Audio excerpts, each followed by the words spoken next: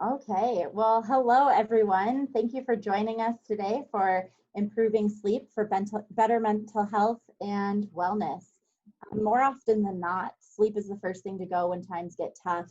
When you're worried or you're stressed or you're anxious, it's really easy to lie awake at night and just think about everything, and when your mind is racing, and then that has a lot of repercussions for how you feel the next day. So I'm really excited that today we're going to be talking about how to create a healthy lifestyle and habits that allow us for enough rest. Because when we practice and maintain good habits, we're able to be more productive, have better concentration, and increase our overall wellness. I'm pleased to introduce today's speaker, Kathy Baur. Kathy is a psychologist here at Jefferson Center, where she's been practicing for over 20 years. Before I hand the mic over to Kathy, I do have a few housekeeping items to cover about the presentation. First, the webinar will be available on demand after the live session, and we'll email that out to you along with some additional resources. We'll also have the slide deck available for you to view. I would also encourage you to visit our website at jcmh.org, where you'll find more information about how to get started if you're interested in talking with a therapist, as well as blog posts and information about our other upcoming webinars on mental health topics. Please keep your microphones muted and turn off your video during the presentation. You'll also want to change your Zoom view to speaker mode for the best viewing experience. Next, we'd love to hear from you during today's presentation. So if you have a question for Kathy, please feel free to send it through the chat at the bottom of your player. We'll be answering questions at the end of the session. And if we don't get to your question during today's webinar, we'll be sure to follow up afterwards. And last, we'd like to encourage you to follow us on our social networks and share the recording of this webinar and other information about Jefferson Center. And that's it for me. So without further ado, Kathy, I'll turn it over to you. All righty, thank you, Julia. So, hi everyone. I'm sure you're all here for the same reason, about sleep and how it's been really impacted because of the crazy times we're living in. All right, so before we get started real quickly, want to just address kind of who we are at Jefferson Center. So Jefferson Center, our goal is really to inspire hope and improve lives. We've been around for 60 years and are a big partner with the community. We serve everybody, children, youth, families. We have military services for militaries and vets. Also, we have a really great maternal health program, which is really important. I'd like to point out some of the services we offer in addition to like regular therapy. We have wellness, parenting resources, schools resources, substance use, but really important, the crisis number at the bottom, 1-844-493-8255. It's 24/7. So if you're up in the middle of the night having problems with sleep and you want to talk to somebody about concerns, that's a great number. Someone will always pick up. All right, so what we're going to be doing today is we're going to be talking first, what's the impact of poor sleep? And I know some people on this call probably have experienced some of the impact, but we're going to be talking about some really important things that you may not be aware of. Additionally, we're going to look at sleep basics. What is sleep and what are the different parts of that sleep cycle? We're going to do this to help you better understand where your sleep problems might fall. And then we're going to look at your sleep issues. So as we go through this, I want you to start thinking about where is it that you're having the most problem so we can start building a plan to help you have better sleep. So we know right now it's been really a difficult time for so many reasons. And one of the major underlying themes is a sense of uncertainty, just not knowing what the future is going to bring. And that is a chronic low-level stress that's present, whether we're having a good day or not. Just that uncertainty is just underlying everything. And that low level of chronic stress is going to impact our sleep really dramatically. So when we're having stress, our cortisol levels increase. Cortisol is a stress hormone that gets our body ready to take care of a threat. It's responsible for weight gain, problems with sleep. So it also leads to us having this hyperarousal, that kind of light sleep, because we're kind of waiting for something to happen. It's kind of like when you're a new parent and the baby's crying You'll hear it so much faster than you would have if it wasn't your baby. And then one of the things that stress also leads to that impacts our sleep is this overthinking. This belief that we can solve this. There's got to be a solution and we can solve this. Unfortunately, with uncertainty, we can prepare, but there's not a lot of things we actually can control. I can't control whether a vaccine is available. What I can control is washing my hands, wearing my mask, maintaining social distance. But that doesn't stop our brain from overthinking and believing that we can solve this. One of the interesting things with sleep problems is we're finding that acceptance is actually a beneficial thing for sleep and uncertainty.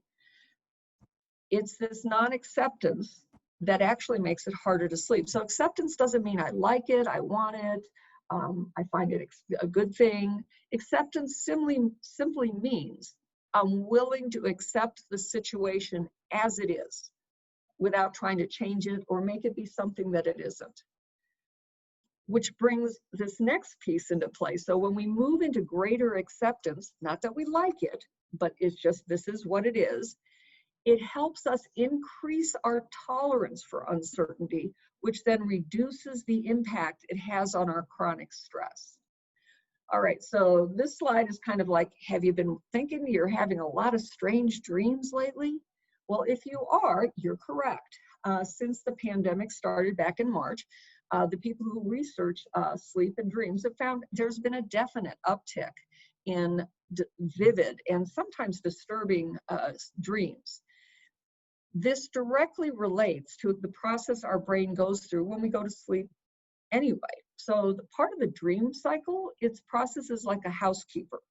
It cleans up all this loose ends from the day and kind of helps move it into long-term memory so we don't have to think about it. With the pandemic, with all of these things going on in society today, there's so much our mind is trying to deal with during the day. So at night, there's lots more loose bits that our brain is trying to process and move into long-term memory. So if you're having, excuse me, disturbing dreams, that's why. It's not a bad thing. It's just, it is a product of our times. All right, so this is what happens when you don't get enough sleep. That was me this morning. So first, some of the complications of not sleeping enough, Julia talked about some at the beginning. So it lowers our performance time. It puts us at increased risk of having depression and anxiety. It actually impairs our immune system, and it creates some other things like chances to be overweight, high blood pressure, and heart disease.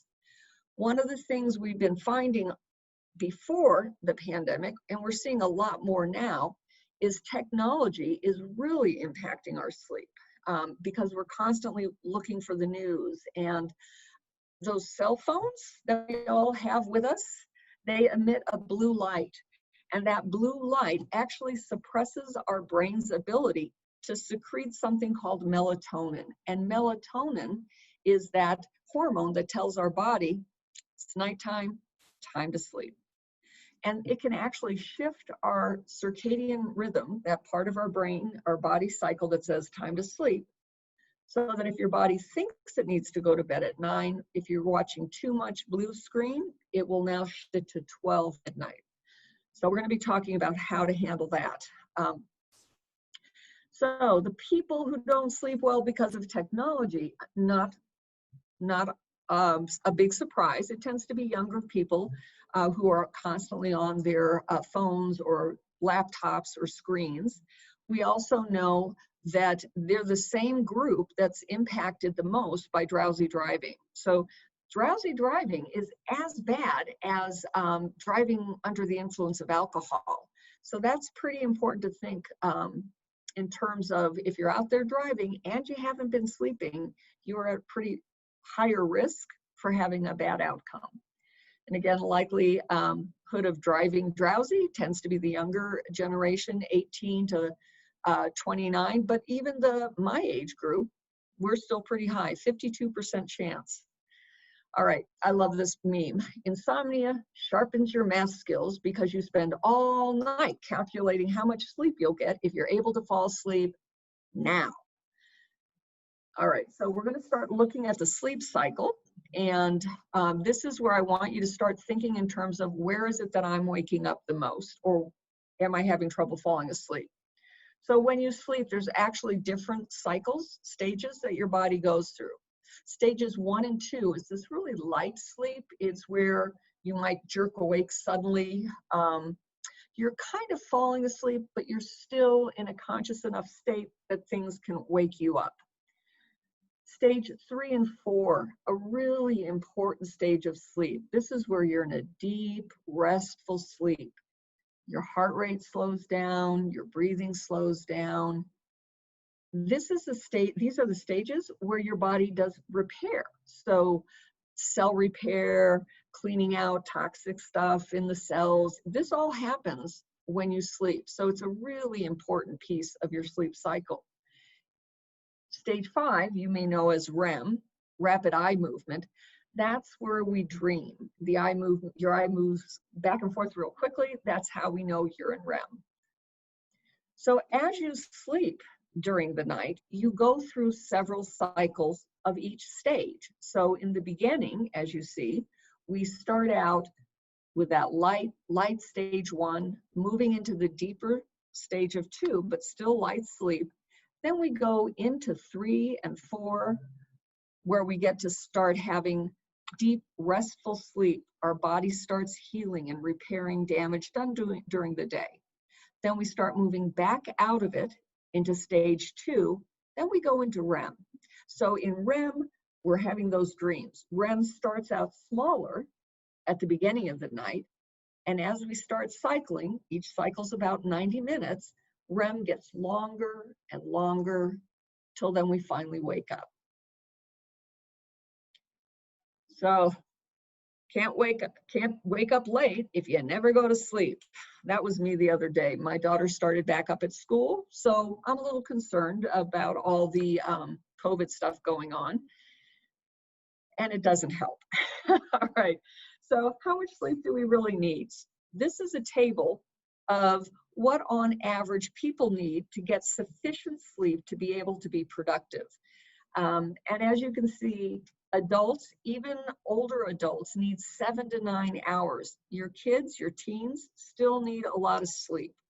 And when we're not getting enough sleep, as Julia said, we're doing ourselves a disservice. All right, traps and tips. Now, as we go through this section, this is where I want you to start really paying attention and going, yep, that's one of my traps that gets me in trouble, or this is a tip that I could use. All right, ready? Here we go. All right, traps. Of course, caffeine. I love caffeine, but I've learned I cannot drink coffee past 10 in the morning. Otherwise, it will impact me when I try to go to sleep at 10 o'clock at night. Everybody is different, so it's really important to pay attention. If you can't go to sleep at night, maybe start reducing your caffeine earlier and earlier in the day. And know that caffeine is in everything. Sodas, chocolate, tea, green tea, people think is, oh, that's so healthy. And it is very healthy. It also has caffeine. A lot of snacks will have caffeine in them, so be aware, caffeine is everywhere. We talked a little bit about stress and distress is a trap. So when we over worry about stuff, it will keep us awake. When we're watching way too much news about current events, it will keep us up. One of the things I like to remind people of is you'll probably get as much information out of the news in 10 minutes as you're going to get for the whole day. So check it once and don't check it again. There's nothing really going to happen that you can't pick up again on the morning. Nicotine. So for those of you who still smoke, whether it's tobacco or vaping or even chew, nicotine will keep you awake. It has this really incredible ability to relax our muscles, but keeps us alert. If you're a smoker, you might want to consider quitting. but at least reducing the amount of nicotine you ingest closer to bed. Alcohol. All right, a lot of people say, well, I drink a couple just to help me go to sleep. Actually, alcohol is a sleep interrupter. It will help you fall asleep, but remember those sleep cycles? It will disrupt them. So you're more likely to wake up in the middle of the night and not be able to go back to sleep. Additionally, alcohol is a depressant. So if you're sad or already leaning towards depression, it can make you more depressed, and that can keep you up as well. The last thing is alcohol is a liquid. So if you are drinking alcohol at night, you're also going to get the problem of probably having to wake up in the middle of the night and go to the bathroom. Working out too late. Exercise is fabulous for sleep. It helps make our body actually tired, which is a good thing. But if you work out too close to bedtime, your body's kind of revved up and ready to go. So keep the workout, definitely keep the workout. Just shift it back. Try not to do any vigorous exercise 2 hours before bedtime. All right, the next one is one that I know I struggle with. Too much food or too much liquid. Sometimes I'll be working really late and it's 7 o'clock at night and I'm really hungry. So I eat a bunch of food and then I pay for it because instead of my body being able to sleep and repair, it's trying to digest a stomach full of food. So if you're going to have a late snack or a late dinner, make it light. Something that your body can easily digest. Try to stay away from heavy, greasy, fatty foods. Use fresh fruits and vegetables if you want a sugar kind of thing. Fruit, not ice cream. Liquids, again, it's going to disrupt your sleep because you're going to have to get up and go to the bathroom at some point. The last big trap, and I can't say it enough, technology. It's great. It has helped us as a society. It's wonderful, and it's going to disrupt your sleep. It stimulates your brain to be thinking, plus you got that blue light. So if you're going to be on technology, try to cut it off at least 2 hours before bedtime. So I hope everybody's kind of checked off what are their traps that they kind of fall in, and what are some of the things that we talked about you can do to help them. So let's look at the tips. So you got your list of your traps. I want you right now just to star the ones that are the hardest or the easiest that you want to start with. Don't try to fix everything at once because that's a lot. There's so much going on right now. Most of us are a little bit overwhelmed anyway. We don't want to overwhelm you, so then you're up worrying, I'm not doing this right. So just pick one, maybe 2 things you really want to work on. And then what we're going to ask you to do is to commit to some actions. All right, here we go. All right, boy, am I harping on this one a lot. Technology can, if this is something you struggle with, at least take your phone. Most of the phones have an app that will convert it from blue light down to brown light by the end of the evening. So at least do that. Stay off of your laptop. Turn off all electronics at least an hour, hopefully 2 hours before bedtime. Turn off the notifications on your phone. There's nothing that important that we have to see immediately, and they keep making those little binging noises. You may also be aware of the research. These things are designed specifically to be addictive, so that we're constantly checking because we don't want to miss things. And then every time we check, we get a little rush of dopamine saying, ooh, that was good. Yeah, but it interrupts our sleep. And the fact that it is that addictive, even having it in your bedroom, keeps your mind in the back going, something might show up that I need to see. Take your phone. If you're not using it for an alarm, put it in another room. All right. Here's the whole health kind of approach. So eat healthy throughout the day. This is really important. If we're eating junk food during the day, our body can't heal properly, and it also makes it harder for us to sleep. Our blood sugar's going up and down, up and down. So try to eat a balanced diet, not huge meals, particularly close to bed. And at bedtime, again, simple, small, healthy. moderate use of alcohol, so you can drink, have that glass of wine at bedtime, at dinner, but not by bedtime, okay? Try not, if alcohol doesn't bother you, that's okay, but if it does, start cutting down. The exercise is key. We've all been locked in and not moving as much. I'm aware when I'm working from home, I move so much less than I do when I'm at the office. So make sure that throughout the day, you're moving your body so that it physically can get tired. Otherwise, your body may feel sluggish, but you're not tired. You're not physically tired. It'll impact your ability to sleep. Getting sufficient sunlight is also really important. It's what tells our body to stay on that circadian rhythm that I talked about. It alerts us it's daytime, and then when the sun goes down, it alerts our brain it's nighttime, time for sleep. Keeping a regular schedule is also incredibly important. Even if you get to have the weekends off, try to get up within an hour of your normal waking up time. Try to go to sleep for most of the time within an hour of your regular bedtime. What you're doing is training your brain to recognize this passage of time, now I go to sleep. It's kind of like, if you think about people who smoke cigarettes, at first they're smoking cigarettes, then they smoke cigarettes and they have a cup of coffee.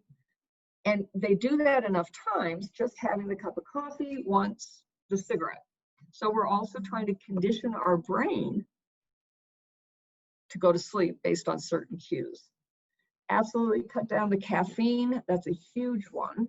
And we're going to talk really about this bedroom for success. So one of the things, just like the smoking cigarettes and coffee gets connected, when your bedroom is used for things other than sleeping and sex, you're now getting your brain to connect all that stuff with being awake. If there's a TV in there, if your computer's in there, if your office is in there. So your brain identifies those things as daytime awake activities. You want your room to be associated with sleep. This is where I sleep. You want to make sure the room is dark enough. You can get blackout curtains or buy one of those masks and use those at night, just to give yourself that total cutoff of light so the brain can secrete the melatonin to go to sleep. You also want your room cool enough. This is a really important thing. When we fall asleep, our body temperature gradually drops, so our temperature is a little bit lower. That signal tells our body to go to sleep. When our room is too hot, it's one of those other things that tells our brain, oh, not time for sleep yet. So cool room, dark, no distractions. All right. Oh, the overactive mind. Yeah, mine was really overactive with my daughter when she went off to school. So one of the things we've learned through sleep hygiene studies is there's things we can do to at least quiet the mind a little before bed. The gratitude journal is really interesting what the research has been finding. A gratitude journal is simply keeping a book, a notebook, it could be spiral, but at the end of the day, you just write down 5 things that you're grateful for. They don't have to be huge things. They can be small things. For example, I didn't get a telemarketing call tonight. Woo! So just 5 things. It could be the dog didn't make a mess while I was in a meeting. Small things, but things that you're grateful for. By doing 5 things, just listing them in a book at night, it kind of tells the mind the world's a safe place, things are okay. And it helps quiet it before bed. Also, the research is showing it helps with sleep, but it also helps with depression. I mean, who knew such a small intervention could have such a big impact? Another thing you can do is to keep a journal, just a notebook. You know, right now it's back to school, so there's a lot of those spiral notebooks cheaply, and with a pen. Before you go to bed, you can also just write down everything that you have to do the next day.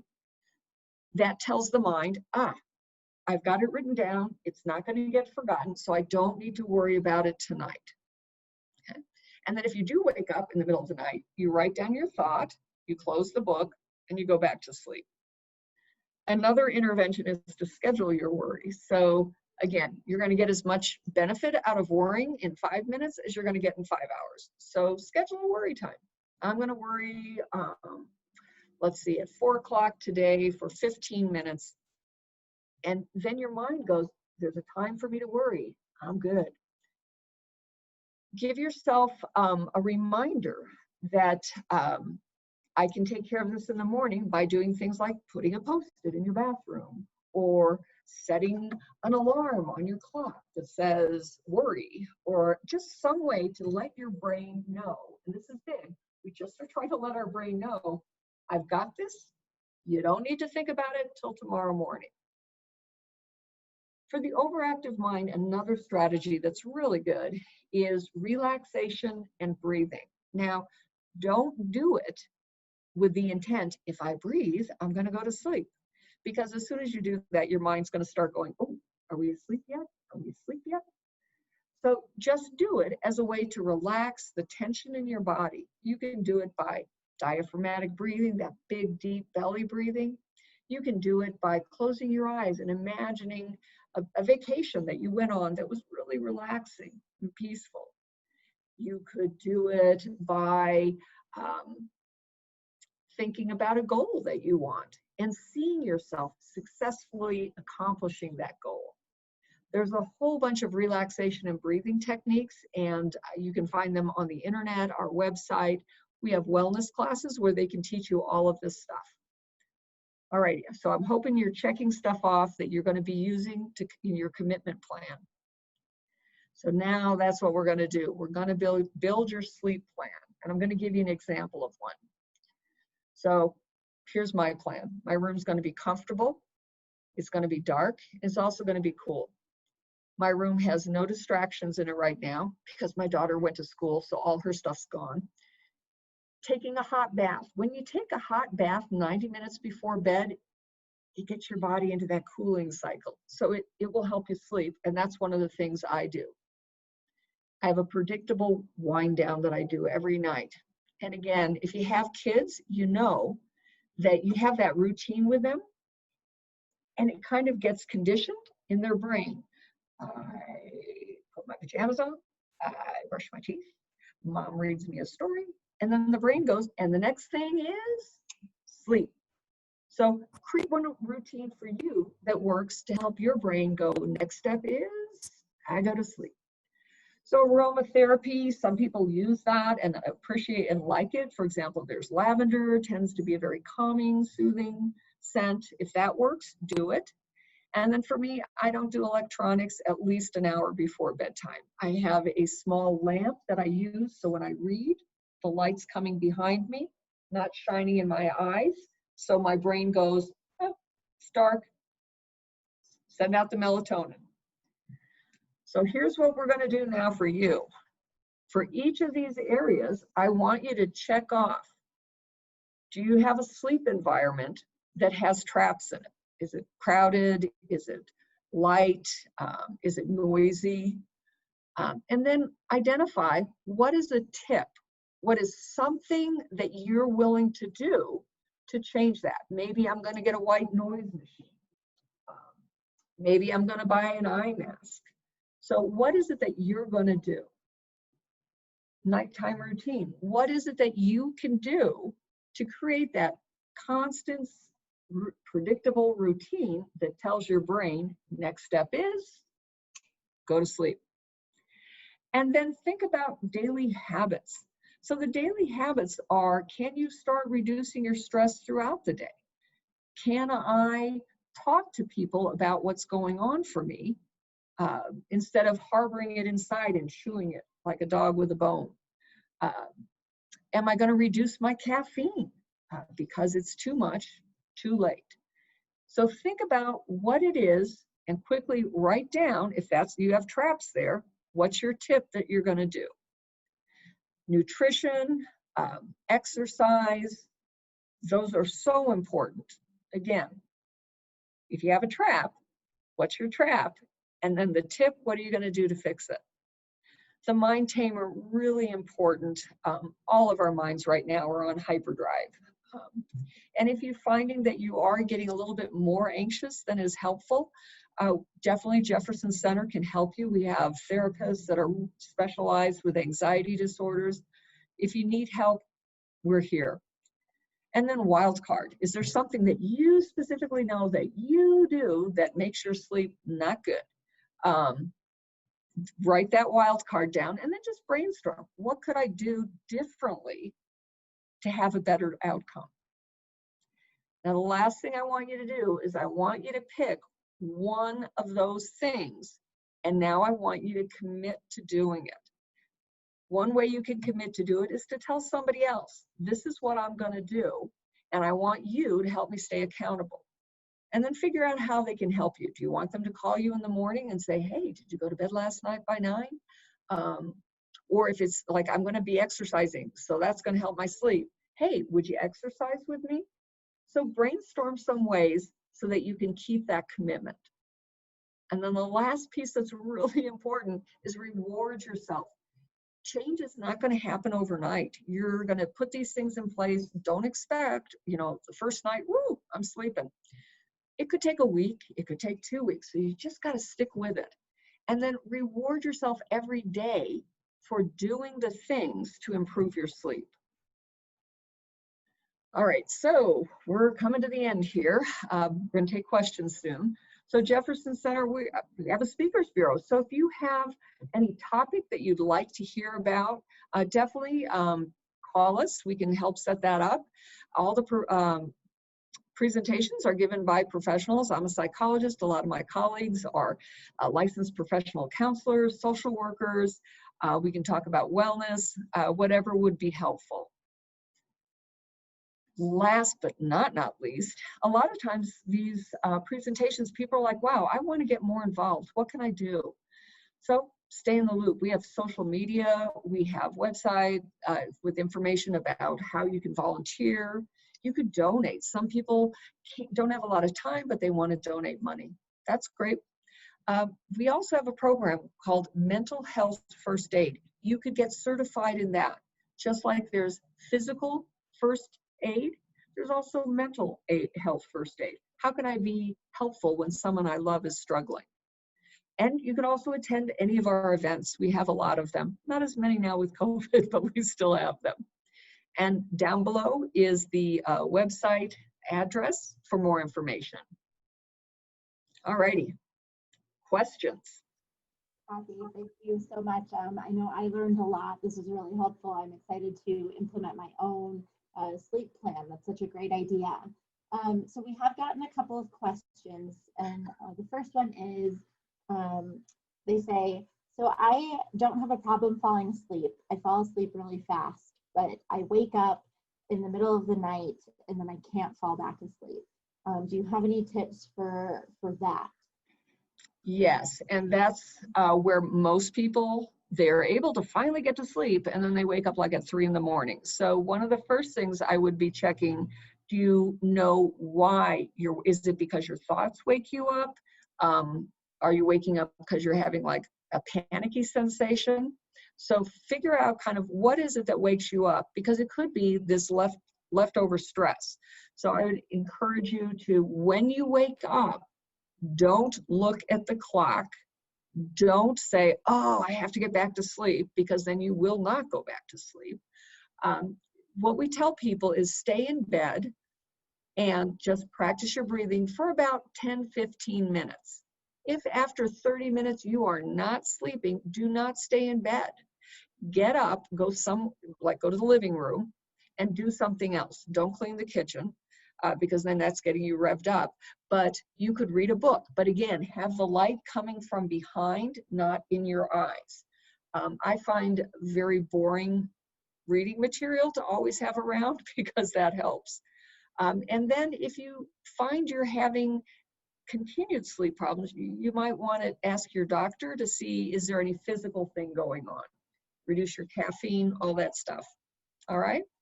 Great, that's a great answer. My next question is about couples.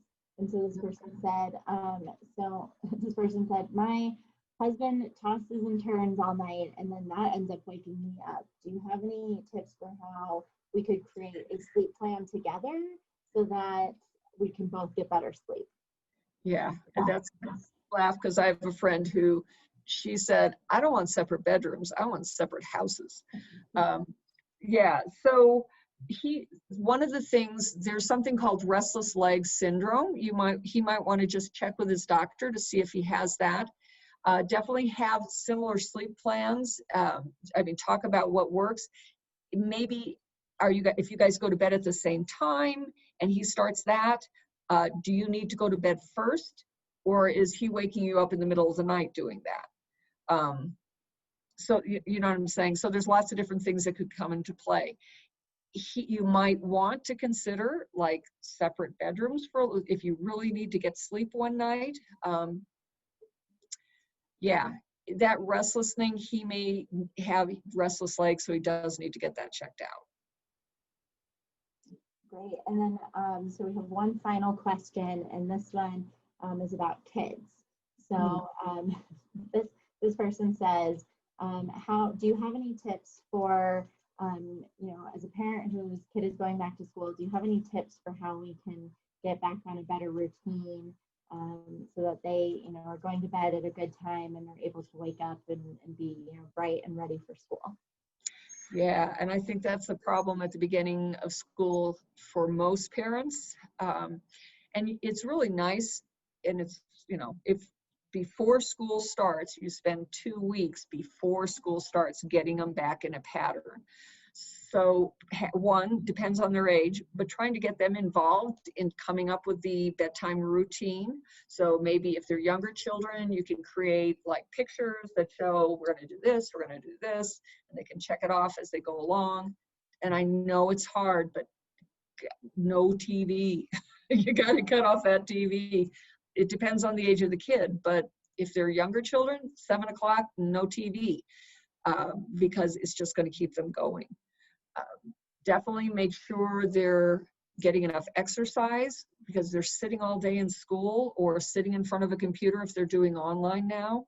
So make sure there's regular routine exercise in the schedule.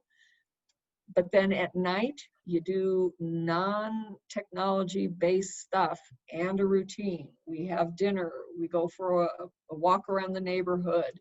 We maybe like hot tea, like chamomile tea or hot milk. Mom reads a book, and then we go to bed. And don't let them sleep in on the weekends.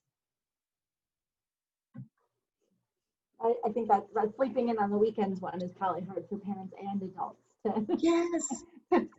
to not do. So, it is hard. All right, Kathy, thank you so much. I think that's all the questions that we have. So thank you everyone for attending today. Just remember that no matter what you're facing in life, like if you're feeling overwhelmed, worried, or stressed, Jefferson Center is here for you. We are open, we're accepting new clients, and accessing care is easier than ever with virtual appointments. You can visit our website at jcmh.org or follow us on Facebook for more resources and information. And you can also reach us by calling 303-425-0300. Thank you all so much and have a great day.